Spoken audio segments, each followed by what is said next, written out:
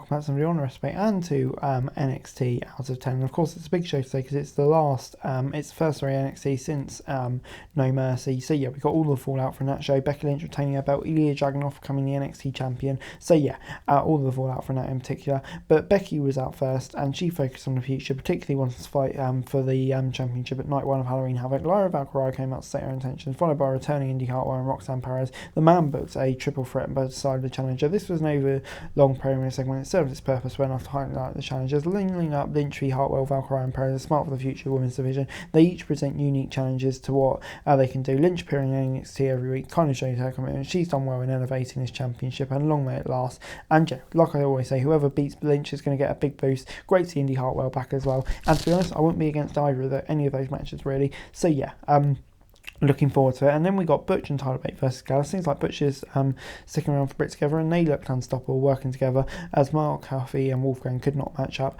The former BSS members got the win with an assisted double underhook suplex to Mark. Right out of the bell, Joe attacked Bate, and Mark and Wolfgang refused to beat down the Bruiserweight. Ridge Holland then arrived to even the odds and send all of Gallus running. This was a good but not great match between four men who know each other pretty well. It felt shorter than it was, but it was not quite reached its peak of over 10 minutes. It's fun to see British strong style reunited. The big strong boy would be a perfect addition to the Brawling Brutes if they need a fourth member anytime soon. Holland would benefit from the extra time in NXT alongside Butch and Bate, but Gallus are going to struggle to remain relevant if they continue losing. So yeah, for the BSS it gets 7 out of 10 from me. Great to see them reuniting, they're just so good together. But yeah, slight concerns about Gallus. But anyway, Ilya Dragunov talked up his NXT Championship win, and Trick winning arrived to thank the man Dragon for helping him find his confidence. Carmelo Hayes questioned why Trick was thanking everyone but him. Dom then emerged, and Trick was taunted into agreeing to fight with Zayn, even after Melo explained that he wants to keep the Judgment Day out of the action. Everyone in the ring in this angle was at point, and even though it was disappointing that Dragunov was overshadowed, he delivered a solid promo before Trick took over. Melo is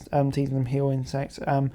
Yeah, he may be trying to help his friend, but it's maybe less confident in his ability. It is interesting to see if this could go far or fall apart. So yeah, I think kind of intertwined stories, which has its ups and downs, but at the same time, it's good stuff. And yeah, Trick and Vuitton, we obviously got later on, controversial ending. But yeah, I think good promo by Ilya, but it's just important to make sure he doesn't get overshadowed in this whole thing.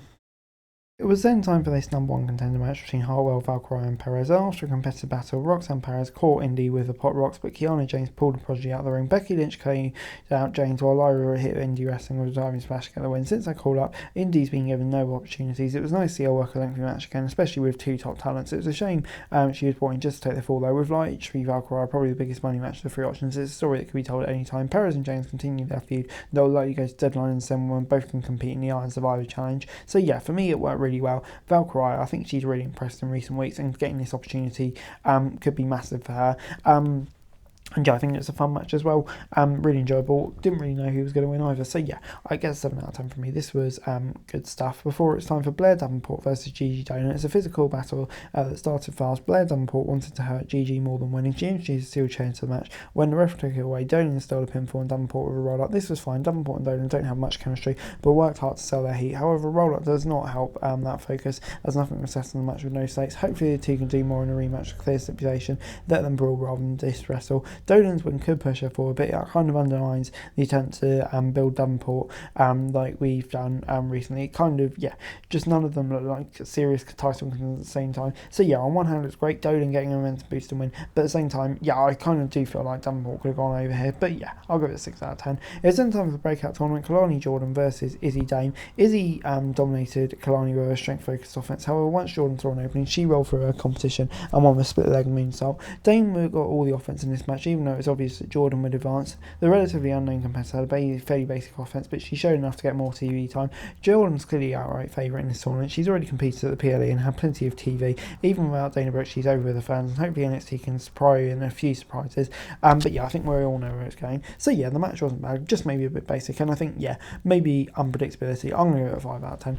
Before it's time for Electra Lopez and Lola Vice versus Tia Howe and JC Jane. After Tia Howe took an early beating, JC laid out an extra discus forearm. Howe then tagged in and forced Lopez out into the Kimura lock. NXT's done a good job of protecting Lopez and Lola Vice to this point, so it's surprising that they lost, especially during the breakout tournament. Vice did not take the loss herself at least, but she will have to prove more after a recent loss to Perez as well. Hale and Jane were working decently together in the ring, but they still need to find more cohesion as a unit. They were working together as individuals. They can come, especially with Jane's best run with Gigi, though NXT will need to give them more time here. So yeah, get 6 out of 10 from me. In the short period of time, it wasn't bad, but yeah, I think they need more time to kind of all build it out before it's time for the North American title match between Trick Williams and Dom Mysterio. Rhea arrives back up to Dominic Mysterio, while Banner and Priest also arrive during the match, with Dirty Dom looking dangerous throughout. Trick would not stay down. Even JD had to distract Trick. Banner and blast title the World Championship, setting up Mysterio for a Hulk Smash for the win. While it took Dom to Dom controlling the action and match, well, this is significantly better than a No Mercy battle in terms of the ring. The two look much stronger together. This does come with a caveat that had way too many people involved. It was basically Judgment Day,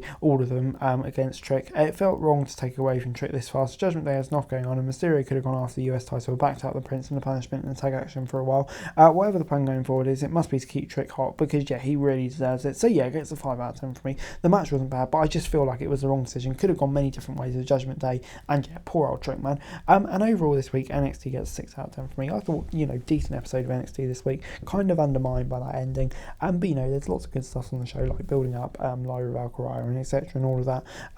So yeah, I'm going to give it a 6 out of 10, but I think we'll have to see really where NXT will go in future weeks. But anyway, guys, that's it really. Thanks so much for watching. Like, share, subscribe, next what's going to be wrestling news and subscribe to the channel. It's going to be greatly appreciated. Thanks so much for watching. Peace out.